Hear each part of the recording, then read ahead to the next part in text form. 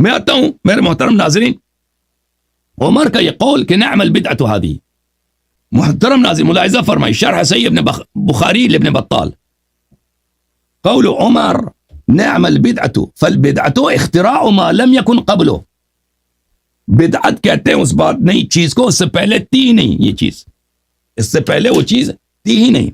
اچھا، عمدۃ القاری فی شرح صحیح البخاری، ملاحظہ کریں یہاں پر قال عمر نعم البدعۃ هذه قال وانما، اچھی طرح سے دیکھو بھائی، دعاها بدعۃ، اس نے بدعت بولا اس کو، لان رسول اللہ صلی اللہ علیہ وسلم لم يسنها لهم ولا كانت في زمن ابی بکر، پیغمبر کی یہ سنت نہیں، ابو بکر کے زمانے میں بھی نہیں ہوتا تھا۔ تم کہتے پورے مہینے کی بات نہیں ہو رہی ہے، اسی ایک جماعت کی بات ہو رہی ہے۔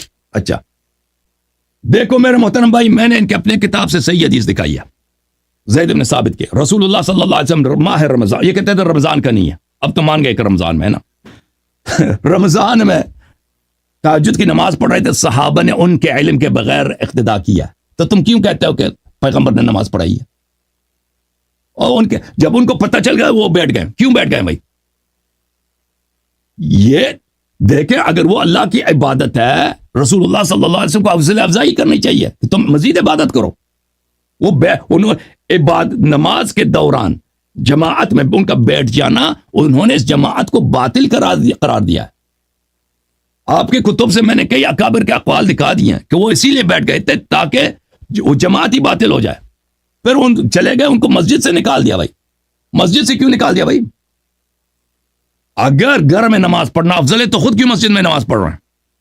ابھی تک وہ کیوں مسجد میں نماز پڑھ رہے تھے، کیوں نہیں نکالا؟ جب انہوں نے اقتدا کیے تو نکال دیا۔ ان سوالوں کے جواب آپ کے پاس نہیں ہے نا۔ آپ ہمیں کوئی صحیح حدیث دکھائیں کہ پیغمبر صلی اللہ علیہ وسلم نے لوگوں کو حکم دیا کہ آپ میرے پیچھے نماز پڑھو، آپ کے پاس کوئی حدیث نہیں ہے۔ آپ وہ حدیث دکھا دیتے ہیں جس کا تعلق بالکل نماز تراویح سے نہیں ہے۔ ہم نے آپ کی کتب سے صحیح حدیث دکھا دیا کہ رسول اللہ صلی اللہ علیہ وسلم نے نماز تراویح کبھی نہیں پڑھائی ہے۔ ابو ہریرہ کی حدیث، عمر نے کہا یہ بدعت ہے، ابی بن کعب نے کہا یہ بدعت ہے، ابو امامہ الباہلی نے کہا یہ بدعت ہے۔ ختم ہے تمہارا کام۔ اچھا، اب مواظبت کی وجہ سے کہتے ہیں صحابہ اگر اتباع کرتے ہیں، وہ بھائی آپ نے کیوں جواب نہیں دیا؟ رسول صلی اللہ علیہ وسلم کی اتباع ہم پر واجب ہے، لیکن ان کی اتباع کی وجہ سے کوئی چیز واجب نہیں بن جاتی جو واجب نہیں ہے۔ جو مستحب ہے وہ مستحب ہی رہتی ہے۔ رسول پاک صلی اللہ علیہ وسلم ہمیشہ مسواک کرتے تھے، ان کے مسواک کرنے کی وجہ سے مسواک کرنا کیوں واجب نہیں ہوا؟ کیوں واجب نہیں ہوا؟ رسول پاک صلی اللہ علیہ وآلہ وسلم نوافل ہمیشہ پڑھتے تھے، صحابہ بھی نوافل ہمیشہ پڑھتے تھے، نوافل کیوں واجب نہیں ہوا؟ جب اللہ نے وعدہ دیا کہ میں مزید نماز واجب نہیں کروں گا، تو پیغمبر کیسے خوف ہو سکتا ہے کہ وہ مزید نماز کے وجوب کا وہ خوف کریں؟ ہمیں یہ بتائیں، اس باتوں کا جواب دے دیں۔